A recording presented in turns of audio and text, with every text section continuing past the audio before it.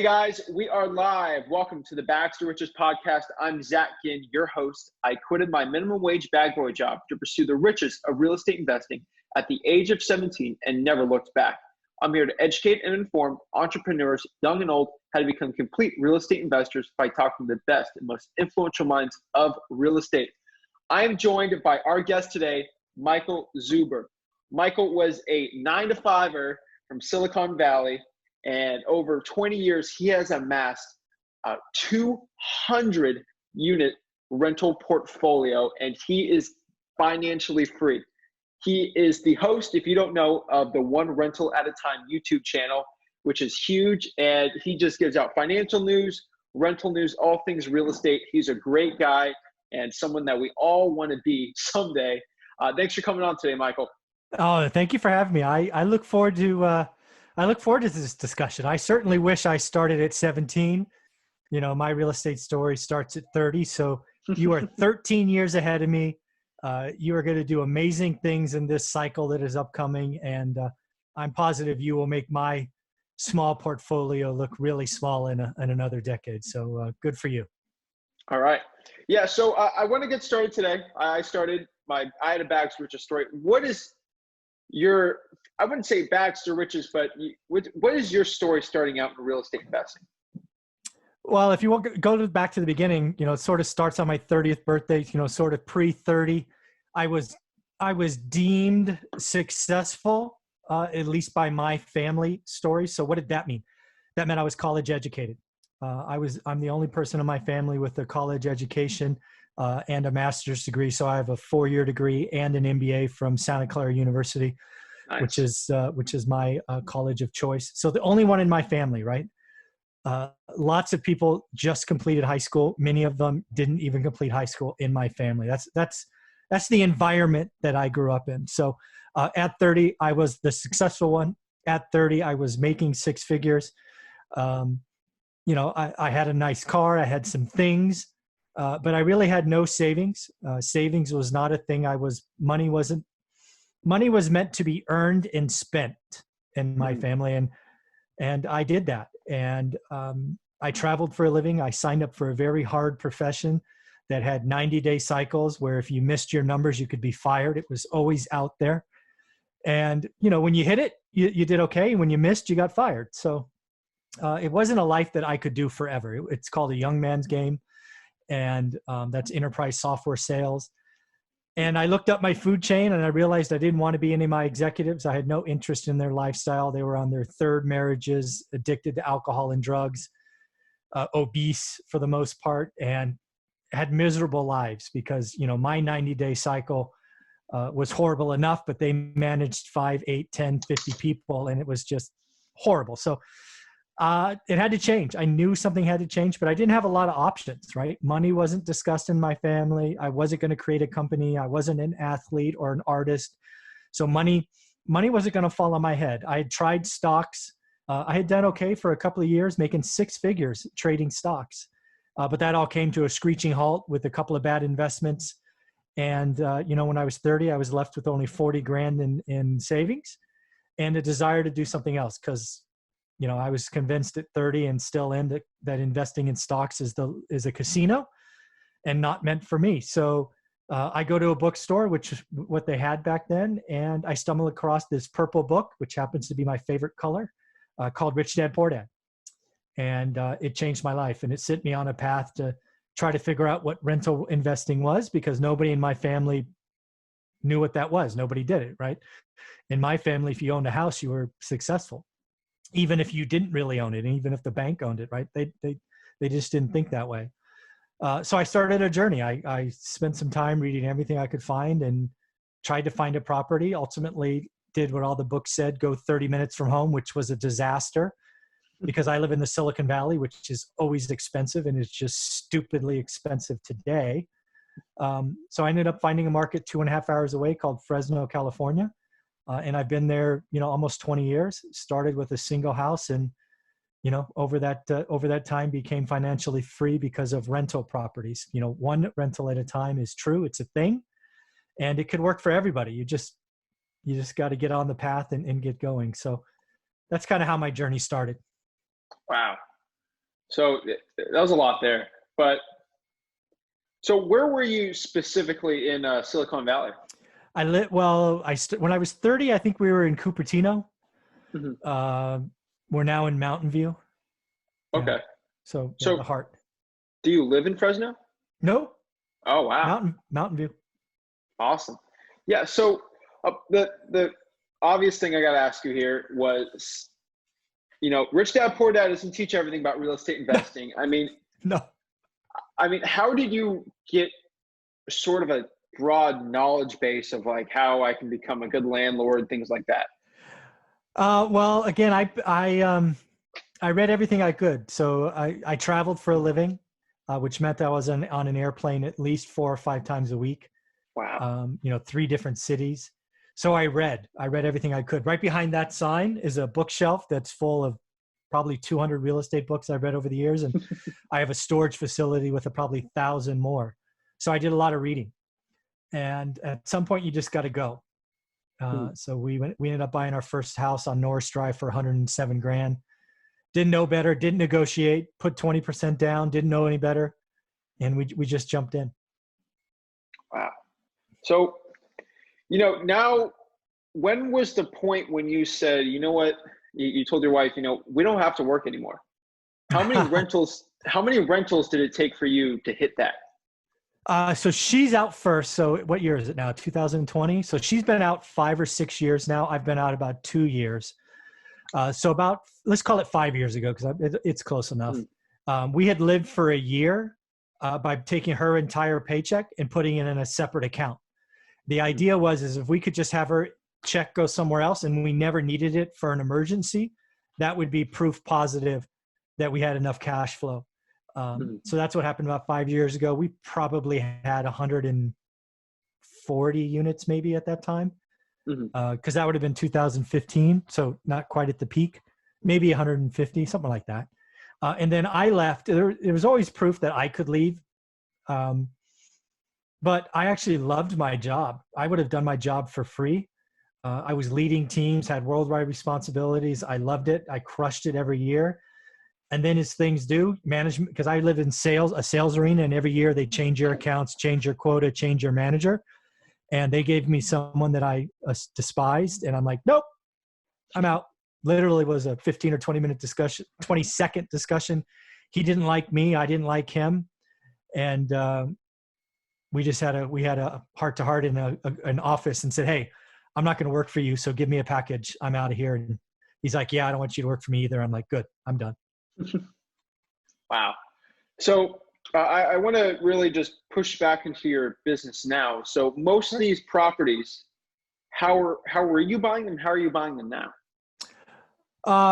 So first off, we've always bought them together, right? So when I say it's ours or our numbers are ours, it truly is ours. We're not a syndicator. We don't have joint partners. We don't JV. It's ours. So, the first 4 years we bought 8 houses or 7 houses in a duplex. What we did is we realized back then in 2006, there was a peak. It was that first peak we've seen. We've just had a second peak, different asset class, but we'll talk about that in a minute. So we did a 1031 exchange out of houses into apartments. So we went from 8 to 80 units in about 18 months, maybe 16 months. No new capital. The 1031 exchange is an amazing thing when you're selling an asset that's richly valued into an asset that's at a discount. Then, the market rolls over. We start buying everything we could, first with hard money and then private money. We have a mindset in 2010 that we are going to buy everything we can instead of saying we wish we bought more. We bought more property in 2010 than we bought any other year ever. From houses to apartments, we bought in 2010. Then the market comes back. And as I mentioned earlier, there was another peak. Grant Cardone has been responsible for the wave of appreciation in apartments with his bigger is better mindset. Everybody believes him. And people were paying ridiculous cap rates on C-class apartments. So we sold a bunch of apartments in 2019 and now have a bunch of cash ready to deploy into a falling market. So people that say you can't time the market, I guess are true, because you can never pick the absolute top or the absolute bottom. But in real estate, it's a slow moving thing that if you track it every day, if you learn your market like I talk about, you can get in and out. You can avoid the raindrops and not be hurt. We've done it 3 or 4 times now. So it's proof positive that if you're paying attention, you can do amazing things in real estate, because sometimes they're overpriced and sometimes they're underpriced. And you just have to take advantage of what the market gives you. And we've done that several times over the last 20 years. Yeah, I definitely agree with you here. I mean, I've only been in the real estate arena for like 3-4 years. So I don't have the experience you do when it comes to multiple cycles. But you look at charts, you look at data, you can obviously tell here, I'm not Nostradamus here, but you see unemployment, you see people are stopping paying it. You know for a fact, like things are going to go down more price-wise. Obviously, I don't know, maybe if the Fed keeps just drilling and trillions and trillions and trillions, I could be wrong, but that ups the debt. But what I really wanted to get at here, first of all, a lot of our listeners are wholesalers and other real estate investors. They're not really in the rental space. That's why I wanted you in here, because people people get the profits and they don't know what to do with $100,000 profit from a deal. And they're like, should I just buy a new car? Should buy rentals. But I want you to explain, you've probably said this 30 million times, but can you explain quickly what a 1031 exchange is to the audience? Yeah. So a 1031 exchange is basically how you can flip the middle finger to the IRS. So let's just give an example, right? So you bought a house for 100 and now you want to sell it for 200. If you're a wholesaler or a flipper, you sell it. Let's avoid transaction costs and all that other nonsense for now. It's just easy math. You're going to make $100,000 and you're going to be taxed at ordinary income. Yeah, I don't know, 20, 30, 40%, because you probably got in and out in under a year. But if you're a buy and hold landlord and you get a house for 100 and you want to sell it for 200, what you can do is you can take that $100,000, keep it in this escrow account essentially, and you could take it and deploy it into what's called a like kind exchange.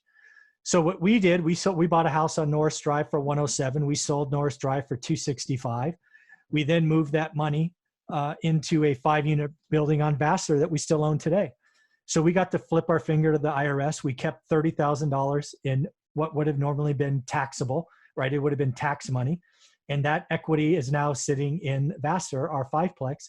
And oh, by the way, Norris, which we sold at 265, fell all the way to 75 grand.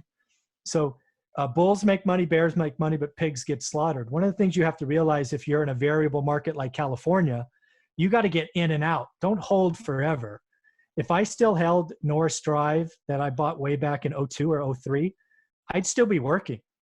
I'd still be working. You had to sell it when it was overpriced. You had to buy it back when it's underpriced. And that's just the reality of life, right? To say that you're going to hold real estate forever is to be disingenuous. I will absolutely sell it or exchange it when it's overpriced, because Norris Drive is, even today, 15 years later, not back to 265. It's about 185 today. So if I held it, I just would have lost all that money. I would have lost appreciation, cash flow, tax savings. It would have been a train wreck, and I'd still be working, which would be a real shame. Wow. I love that Jim Cramer quote. I think about it all the time. My last wholesale deal I did, because we're doing a lot of creative stuff right now, was back in March. And I made about $15,000 in the wholesale, like little tiny deal. And the cash buyer bought it for, I think, 200. And I said, just put it on the market for 230 and then make like 25K. And he's like, I think I can make 250. We're going to put it on 250. I think that and so he had a 2-week period. He could have sold that property for 230, made 30K. He got real greedy, put it for 250 and had it on the market. And then now there's nothing going on in Florida. And now he dropped the price to 210 and it's going to sell for like 200 and he's going to lose his money. I think it's an interesting story of that quote. Just the guy's getting slaughtered. When you get too greedy sometimes on the house flipping, I see it all the time. Yes. I knew there's one investor I know in 2006, maybe it's 2005. He was legitimately like rock solid worth $10 million, 10 million, wow. Right? He could probably put his hands on $1 million in a couple of weeks if he had to. However, he got greedy. He kept flipping $1 million homes in the Bay Area. Then the market turned, it went against him. And once the first one was lost, he lost it all. He was bankrupt inside of 8 or 9 months. Mm-hmm. And he's still not back. He's still crushed. Wow. Yeah. When markets turn, when you get greedy, when you bet on appreciation, when you get stupid, bad things happen. When you bet on appreciation, or the greater fool theory, in an expensive market like the Bay Area, SoCal, New York, some things in Florida, man, the market is not forgiving. It will eat your lunch. Oh, yeah. So what I wanted to ask you too with this rental portfolio, are you owning it in a corporation? LLCs. Okay. And have you ever thought of doing something in like a land trust to protect your from? No. I've no. I have insurance and multiple LLCs, and they're all divided. And yeah, bad stuff can happen, but I've done what I can. Mm-hmm. And to back my last question, I want to explain this too. So how were you buying these properties? Like, were you on the MLS for them, or are you buying from wholesalers? Sorry.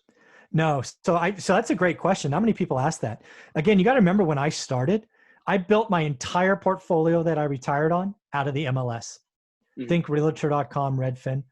All I did is I looked at my market every day for 15 years, every day.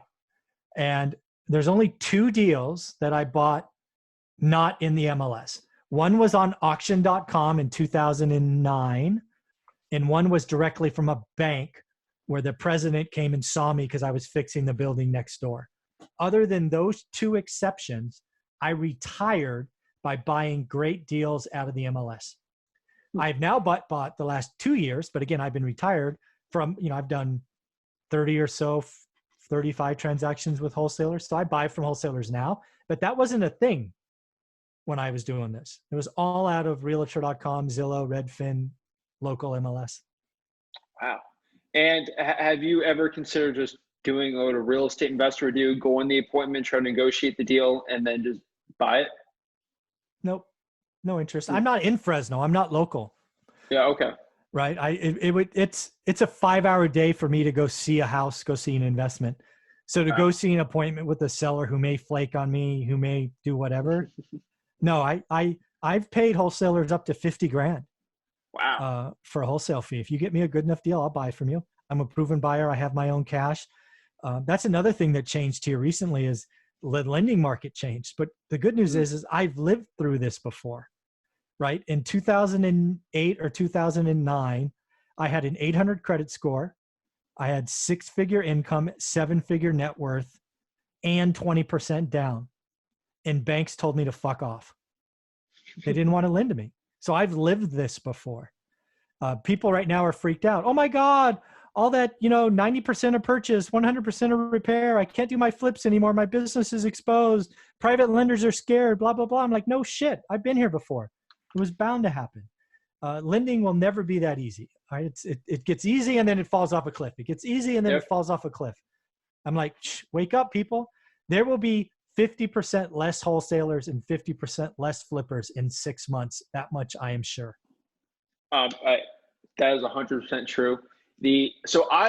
Our company, I work with my dad, Rick, too. We used to be the #1 home buying company. Well, on the Treasure Coast, we still are. We do the most flips on here, but there's another county, and we were like the #2 guy. And there's one dude, he just bought everything with private money, and he, from last month, he had 30 properties on the market, and he got screwed because the private money is like, you got to sell this now. We want our money. He's gone.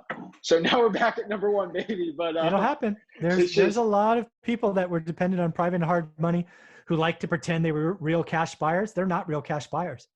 When I put an offer in, I can write a check, right? I can wire money, right? It's real cash. And I'm going to be a cheap son of a gun. Right now, lots of wholesalers are calling me because I'm I'm probably one of 10 active buyers still in my market of Fresno, where in January, there was 200, right? Because everybody had that stupid, easy money access.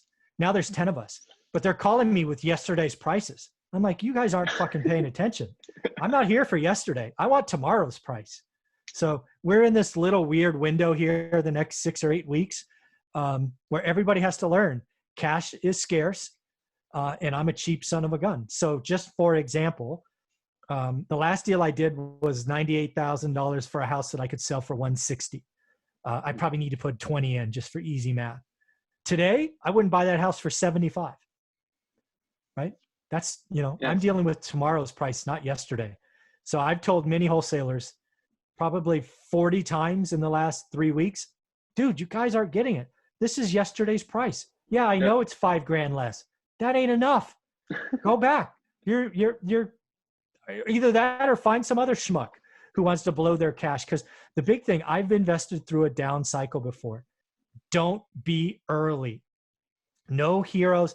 Being that firefighter that runs into a house that you know is going to collapse is not a good idea. I will gladly wait. I will miss out on some deals, but I will have more cash near the bottom than anybody else. That's what I'm doing. Wow. Yeah, I'm just when I did a lot of wholesaling, you were the last guy I would call. I would always, my favorite guy to call was the guy that just went to a Than Merrill event. He's all pumped up. He's got private money. He always pays me the most. And there's a couple Michael Zuber type guys in my area, but they're just like you. They call me. They're like, if you got a smoking deal, give it to me. Don't give me any of this crap. I'm like, okay. Yeah. But wholesalers need to understand, just like I have so many like appointments I went on. I didn't get the deal, but I gave them an offer, and they all called me today or last week. Okay, I'll take your offer at 100. I'm like, nope. That was yesterday. Let's talk about tomorrow. It's insane. It's just history's repeating itself right now. And that quote you just said that you talked to your wife in 2010, we're going to buy everything. It's so funny looking at a macro of that. And if you see 2010, that's when everything started like recovering. That's almost perfect timing, but that's amazing. So what I wanted to talk about now is obviously one of the hardest parts of probably what you do is just managing 200 units. Can you explain your team and how you do that 5 hours away? Yeah. So the good news is it's actually not that hard. So I've been paying a property manager since day one. Since we've had a single house, we've had property managers. We have gone through 5, right? So we fired the first 5 or 6. So it's hard because that's the thing that makes this go. Yes. So at the end of the day, you need to find a property manager you click with. I now have size and scale where I have a single person inside the firm that is my point of contact. We have a very tight box for tenant, for basically yes answers when we have vacancies. We have all the procedures for expenses right below this level. Don't call me above that level. Call me above this level. I want pictures and multiple bids. One thing right now there's a lot about is rent collection.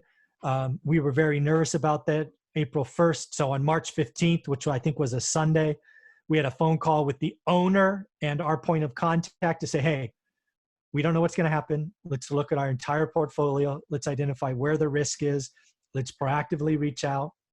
Because again, as a landlord, you have applications that say where they work. So we looked at all the applications and figured out who worked at restaurants, who worked in retail, right? Who could likely be impacted. So we were proactive and we reached out. So by the 15th of April, which is now over a week ago, I believe, we were at about 96 or 97% rent collected, which was 1% away from March collection. So we were down 1%. Nobody knows what will happen in May, but we're doing the same things, right? We're being proactive. We're working. If a tenant really has issues, we're working with them, right? We're dividing up payments. We're waiving late fees. We're doing everything we can. But if you're a bad tenant and you're destroying a property or a problem, we're going to use this opportunity to get rid of you. You got to be, this is a people business. Being a landlord is a people business. 95% of my tenants are awesome. 3% of them are mostly awesome. The other 2% are pain in the asses. And it's been that way for 20 years. So again, 95% of my tenants are wonderful people, human beings that want to just live in a safe, secure place. And, because you are a landlord and you have these number of units, you're going to get a couple of deadbeats. It's just law of averages. Yeah. So you obviously, you're a very nice guy waiving late fees, things like that. But, I've dealt with, I bought a lot of flips from landlords that, they're really nice people.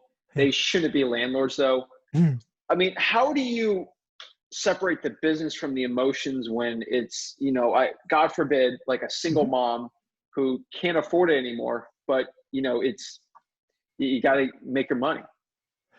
Well, that's the beauty of having a property manager there, because I Mm, am a heart. I call myself an M&M, right? This heart out of shell that I put on, but I'm mm, just squishy on the inside.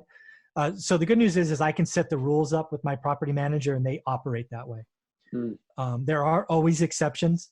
I remember one case where there was domestic violence involved, cool. and I'm like, dude, no problem. Give her a deposit back. Let her get out of here. I don't care. The guy was in jail for a night or two. We didn't know how long, but I'm like, give her everything she needs. Buy her a moving truck. Get her out of there. Right. Save her life. Right. There are just exceptions to life. Mm, There was one case here recently in this last month, single mom, 3 kids, where she lost 2 of her jobs. She had 2 jobs. We waived rent. mm, Like, it's just I'm lucky enough to be in a situation that extra hundreds of dollars means nothing to me, but knowing that I could do right by someone who truly is working hard. And let's be clear, this tenant has been with me for 5 or 6 years. She had never been late. It passed her yearly inspection. So she's done all the right things. This just one event mm. happened, and she didn't have the savings, and I wasn't going to take food off her plate. I said, you know what? April's free. Thank you for being a great tenant for 5 years.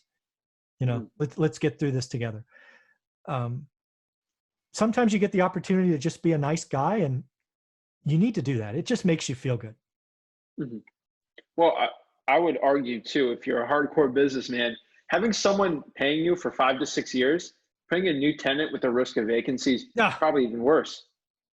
Yes, turns are what kill landlords. That's what lots of people don't get, and that's why people overpaid for C-class apartment buildings, because you thought those spreadsheets were real. And you're about to learn a hard lesson, Mr. Apartment owner. Owning C-class apartments is hard in a recession.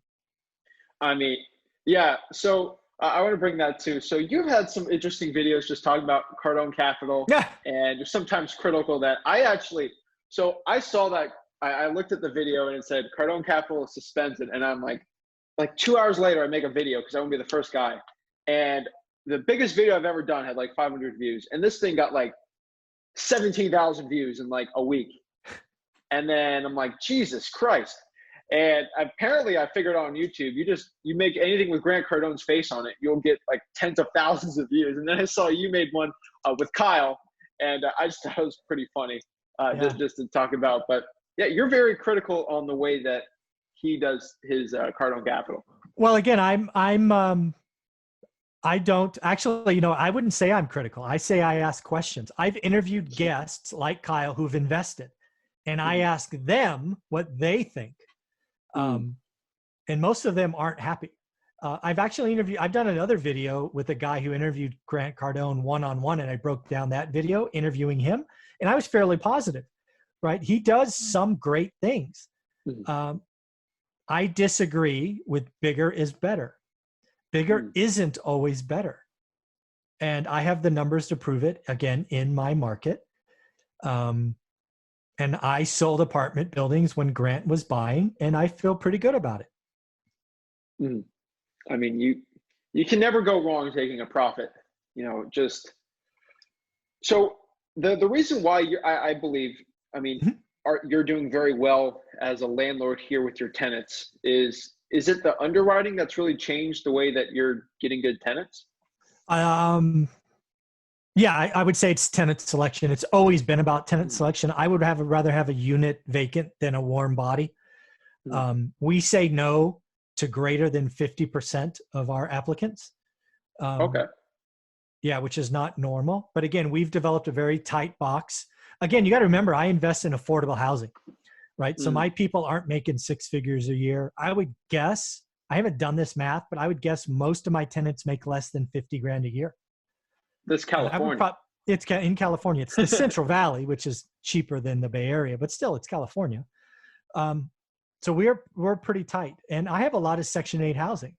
That's again something that surprises people. Too many people hear Section 8 and think the worst of the worst, and that's just wrong. That's just arrogant and, frankly, yeah, it's ignorant. If you put a tight box on Section 8 applicants and treat them just like cash tenants, you can find some wonderful people, and we have. I've had some horror stories. I've had 4 or 5 horror stories of tenants, and I've had thousands of them. But of the 5, 3 were cash paying and 2 were Section 8, right? So cash paying tenants could be horrible, just as bad as Section 8. Mm-hmm. And would you mind sharing us how your tenant selection works to get the top quality? Yeah, so you got to have qualifications, right? Usually there's income coverage, right? So 3 to 1, right? So if rent's 500, they got to make 1,500. You have to look for a minimum credit score. That's a big thing. I think our minimum credit score is 680. It might be 660. I forget, 660 or 680. Obviously, no evictions ever. Landlord reference. We will not move somebody in if we haven't gotten a landlord reference. Sometimes people go, oh, I've called the landlord 3 times. They never called us back. I just tell the tenant, sorry, I can't move you in. I put it on the tenant to talk to the landlord to talk to us. If your landlord's not willing to talk to us, there's probably a problem there. We talk to the employer. We look to see if the tenants are lying to us, and if the tenants lie anywhere, they're just an automatic no. Because if they're going to lie to you in an application, they're going to lie to you elsewhere. So we're ultra critical on the application. We're looking for the holes. And again, we've had thousands of tenants over the last, nearly 20 years.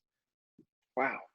So another question I really have for you here is just being this ultra, great landlord here, but I mean, I don't know how to explain this because a lot of landlords get really wishy-washy with this. But I like to just for people looking from the outside, because Sure. You have 1031 exchanges, you have tax advantages here. But I mean, when you buy something from the MLS or wholesaler, what is the cap rate you're looking for the average one? Yeah. So what I look for, I call it a yield, because cap rate typically is a commercial thing that people throw around with multifamily. I buy whatever the best return is. So you could think of it as cash on cash. So you got to, that rises and falls with the market. This is why I keep telling people, learn your market, watch it every day. For example, in 2010, I wouldn't touch anything unless it was 15% cash on cash. Back in 2018, 19, I would buy something at a 7. Right? So it changes as the market changes. As we go into 2021, oh man, I don't know where it would be, but I'd be shocked if it's not 10 or 11%. Right? So it changes where the market is. I don't want every deal. Like if I kept it at 7%, I could buy everything out of the MLS in a couple of years. That's not what I want. I want the best of the best. I watch my market every day. I tell my students all the time, what is a bad, average, good, or great deal in your market right now? And you can't answer that unless you look for 90 days in a row. So what your job is to figure out what average is. In my market in 2018, average was 6. I could do any deal in the MLS and get 6%. So my job is to do good or great. So I either want a 7.5 or 9 in 2018. I don't know what it will be in 21, but I bet you average will be 10%. So if average is 10%, then I want 12% or 14, because I don't need hundreds of yes answers. I just need 5, 8, 10, 20 yes answers that are great deals. So that's what I do. And you're in California, so I don't know about your market, but appreciation, is it higher than the average? I would say our variability is higher than average. And this is a key thing to building wealth. If you invest in a market that's flat, it's kind of boring. But in California, you have highs and lows. So I do not calculate appreciation into 1 iota of my buying criteria. But I try to buy into an upcycle and then sell at the peak, and then be aggressive on the down cycle. So I watch my market like a hawk. I look at my market every day, and I've been doing it for 20 years. So that's why I sold houses in 06. It's why I sold apartments in 19. It's because I'm fucking paying attention, and I'm getting out at the top, and I get greedy when everybody else is scared. Okay. So you personally have a property manager right now. So What are some rules for property management? Because I interviewed, I don't know if you know who Matt Larson is. I know the name. Yeah. He had like 4,000 units, and his property manager decided to take all the money 1 month and just skip town, and Nice. he didn't realize it, and then he got in trouble. Yeah. Of course. So how are you really keeping a tight leash on your property management? We talk 3 or 4 times a week. I have access to the system. There's checks and balances, so no one person has access to my accounts. Right? You need a bid, you need a invoice, there's lots of checks and balances that we've made sure are in place. Could it happen? Sure. But we feel pretty good about it. I mean, it always could happen, but there's enough checks and balances in place where it would take multiple people being evil to really hurt us. And I just don't see that happening, because these people need their day jobs, right? They need the income for being property managers and asset managers and construction workers. Could they hurt us for 10 or 20 grand? Sure. But are they willing to go to jail for 10 or 20 grand? No, because I'll put them in jail. I have enough backing where that's not going to hurt me long term. I'll call a lawyer and put them in jail. So most people understand that. So next question I have for you here is, in 20 plus years of you doing this is definitely over 200 rental properties. What is your craziest real estate story? It's actually the very first one, which is shocking for folks. So again, let's set this up. So I'm 30, I read the book, I decide this is what I want to do. I spend a year researching it. The Bay Area doesn't work. We find Fresno, right? So now I'm 31. We buy a house on Norris Drive. You can look it up. It's 1818 Norris Drive East, 93703. So you can see we bought it for 107 grand. We get excited. We close. We didn't negotiate. We put 20% down. We're all excited. The tenant moves in. Man, we celebrate. I still remember the dinner where we celebrated. Yay, we're landlords. 2 weeks later, the wife takes off. They get a divorce. We never hear from her again. The husband decides to not take the divorce well and starts drinking, stops going to work, starts putting empty wine bottles in my drywall like a wine rack. And because we're in California, it takes me almost 75 days to get them out, because it's not Texas, right? It's California. So at the end of the day, it takes us almost 3 months. We never saw another rent after the first month in deposit. And when he left, we owed the lawyer $1,000 and we had a $15,000 repair bill. And you got to remember, this is our first house in a city we've never been to. We never lived in Fresno. We never spent the night in Fresno. We didn't know anybody in Fresno. So it's horrible to think about. And I remember looking at my wife, whose name is Olivia, going, what do we do? Do we sell it? Do we take a loss? And she's like, no, we always knew this was a risk.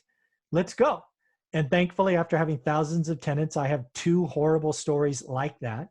It is amazing that happened in our first story or our first tenant, but it does happen. You're in the real estate business. You're a landlord. It is a people business. People will lie to you. They will steal from you. Mother Nature will, damage roofs and knock over trees and break pipes, and bad stuff happens as a landlord. Budget for it. Get ready for it. Don't let it drive you crazy. That's funny, but I was just thinking about something. I'm utterly shocked. I deal with landlords all the time that aren't as good as you. 3 or 4 properties. They're like, quit, let's do it cash, and then I'll buy it, flip it, something like that. I'm shocked by the amount of landlords that have no insurance. That's stupid. I have lots of insurance. No, it is shocking. Like 2, 3 I don't got insurance. I've owned this thing for 10 years, and we're in South Florida, hurricane galore. No, I would be called probably overinsured by many people. And so when you have these many properties, are you shopping for insurance? How are you getting the best rates? No, I'm a loyal individual. Again, real estate investing is a people business. I found a local agent who is willing to double check my property managers and my repair teams, take pictures for me. So I'm convinced I don't get the best rates, but I get fair rates, but I do get the best service. It's not about the best rates, folks. There are plenty of property managers that will charge me less to have my units. I don't care. I want the best service and I will pay for that. Now, of course, I have a discount because of my size and all of that, but I'm sure I could go somewhere else to get cheaper. Don't do that. Don't be penny wise and pound foolish. That's how you end up having people steal from you, because you're grinding them on price so much that they can't make payroll. And if they can't make payroll, they're going to find some way to make payroll, and it's probably going to be stealing from you. So no, I don't shop insurance. I find people I trust. Now, if you screw me like the first 5 or 6 property managers in the first decade, I'll just fire you and won't think about it twice, right? I give everybody a chance, but I never give anybody a third chance, right? So you get a second chance, but not a third. That's just kind of how I operate. Mm-hmm. So you're in California. I hear a lot of excuses from people not wanting to be landlords because they're like, it's Florida, it's stressful. I don't know about the legislation. So politics aside here, you know, you're in California. It's a little crazy to be a landlord. Mm-hmm. And, you know, if someone was to be like failing landlording with legislation, it would be California, and you're thriving. So how are you? I don't understand California too much. So, you know, just pardon me if I don't know what I'm talking about here, but is there rent controls in California? Yeah. So historically speaking, for most of my career, Fresno, the county that I'm in, was not rent control. California cities like San Francisco and Oakland were rent control. So that's what most people think. I have not invested in those cities and would not invest in those cities. That said, rent control by our lovely governor was just passed probably 6 months ago, even though we voted against it as a state. He just said, hey, I don't care what all you people voting said. I know better than you, which was really a poor decision, but he did it. So we have rent control now. But again, if you're a good operator, rent control is not a problem. It's not horrible. I think it's 5% plus inflation. You know, there are some other rules, but again, when you look back at the law that he wrote and passed, it's not horrible. Unless you are a mom and pop operator who never raised rents and you have an apartment, you're screwed, because the value of your property is the NOI, the net operating income. And if your rents are $200, $300, $400 under market, good old Gavin Newsom has just lowered the value of your place because you can't raise rents. But that's not where we play. We don't play in that market. Wow. So yeah, so it's 5% plus inflation, which I don't think it's too 8%. Bad. Yeah, I mean, at the time when it was passed, they were saying it's 7.5 or 8. I think we're going to have deflation now, given the event we're in, but it's 5%. I have all my stuff at market. I have never raised rents more than 5% year to year, because I'm already at market. It's, you know, $1,000, you're raising it 20. That's 2%, right? So it's just 5% is fair. 5% is not a horrible. I mean, if it was 1% or 0, then that'd be a problem. But 5% is reasonable. Mm-hmm. So I know a little bit about landlording, so I'm asking you questions more specific to the questions that I would have if I was talking to you, which I am. Sure. So for the audience, I mean, what are some things that I'm not asking you that everyone should know to be a great landlord? Well, most people think landlording is about systems and processes and most people think landlording is about getting rid of the bad tenants, right? They always ask, tell me about evictions. Tell me about your horrible tenants. Tell me about that one story. You know, that's what everybody talks about. That is the wrong answer. That's the stuff that spreads at water coolers and all of this. Landlording is typically about 95% of my tenants are great. A good landlord should only ask one question, and that is, how can I reduce turns? And you could do that by treating your great tenants awesome. So for example, if somebody's paid you rent, don't raise rents this year. Just don't. Send them a nice letter, get them a bottle of wine or something small, and give it to them. Say, thank you. I value you as a tenant. Your 12-month track record of paying on time is being rewarded. I am not raising rents this year. I hope that is okay with you. Being a good landlord is taking care of the 95% good. Because if I can lower unit turns by 10% of my good tenants, it reduces risks of adding a bad tenant. The process to get rid of a bad tenant is documented by law.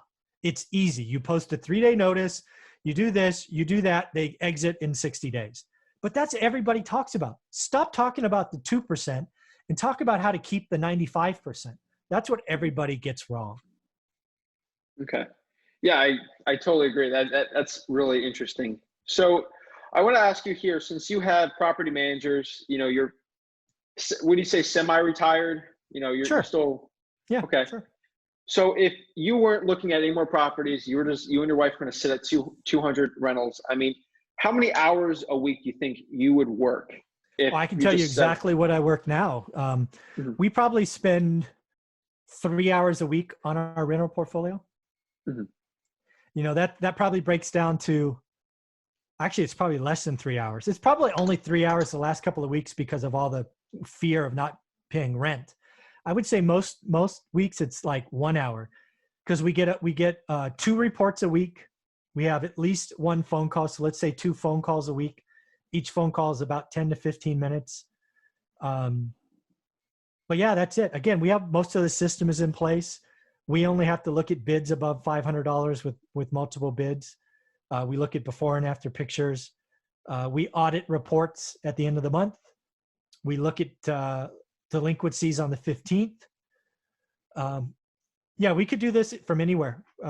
I'd say let's call it 3 hours a week. Yeah, 3 hours a week.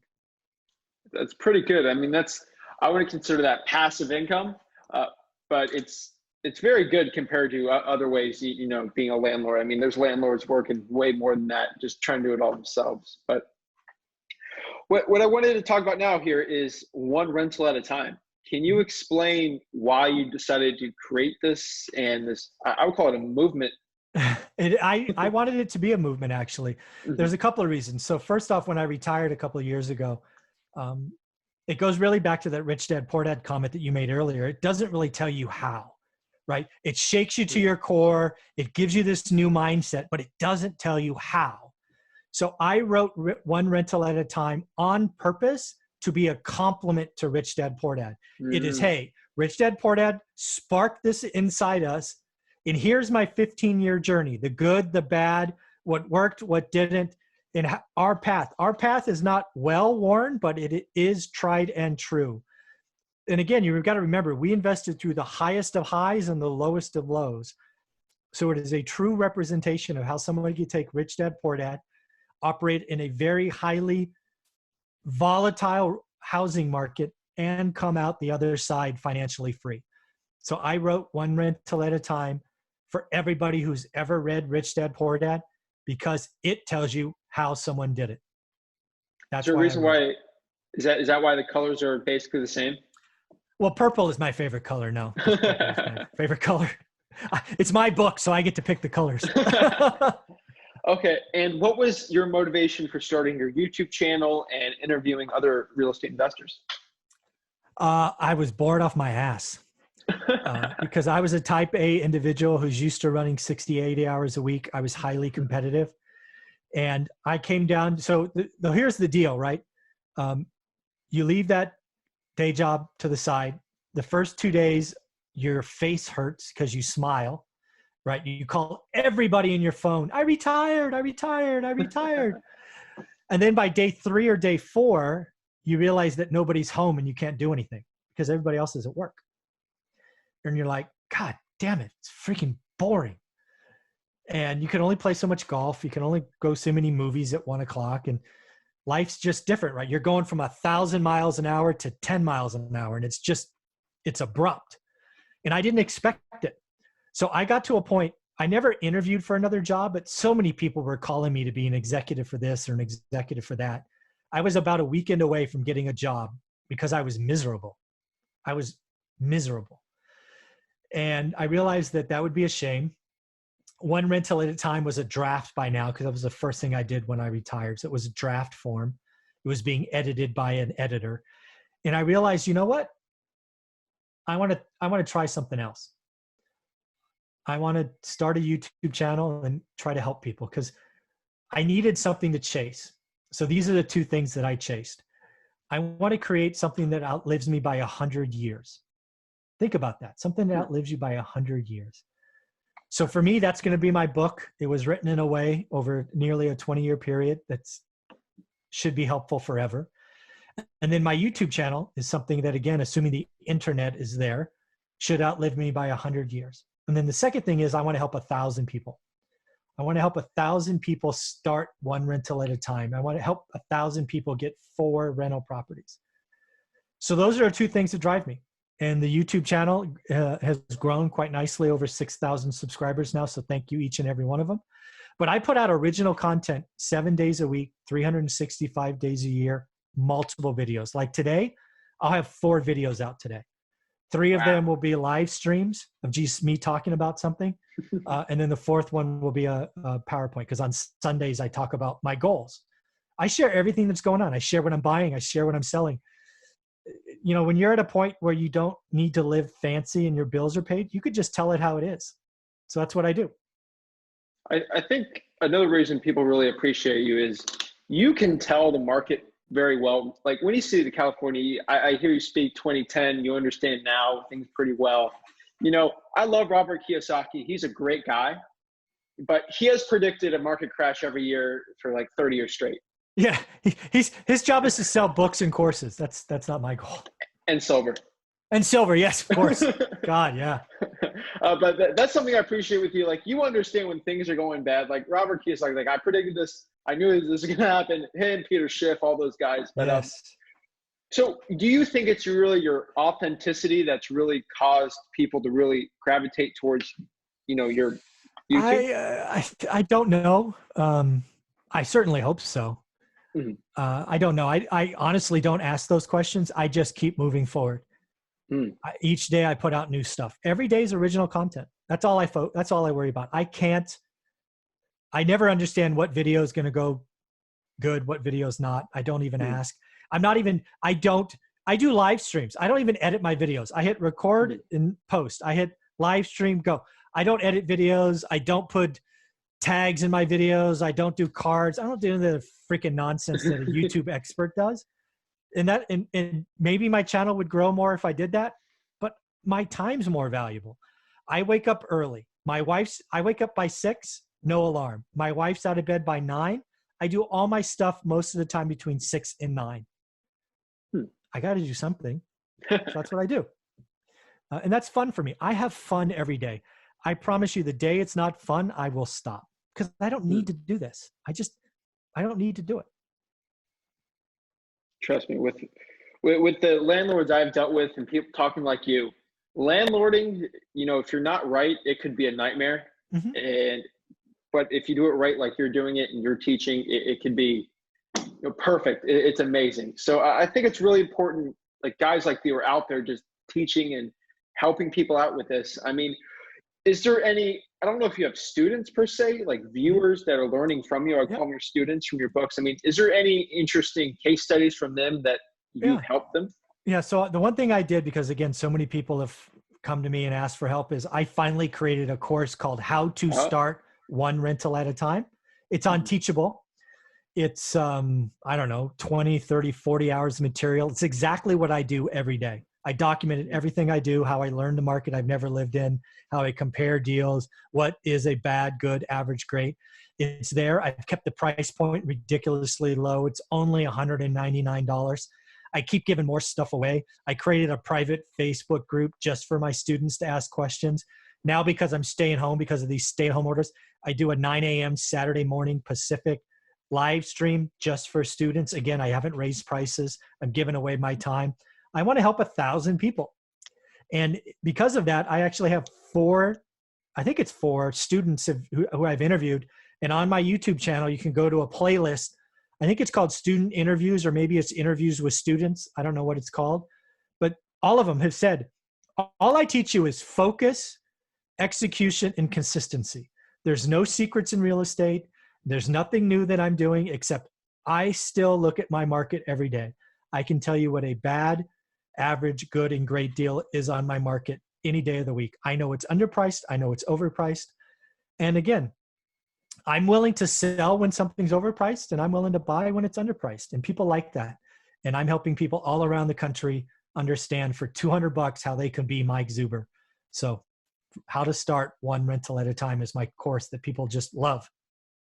How would someone want to buy that if they wanted to? So if they go to my YouTube channel, it's in every video. You can go to my website, which is shockingly called onerentalatatime.com. It's on the front page. It's right there. Wow. So, I really appreciate you coming on today. I want to ask you one last question. I ask this every single guest since I started out.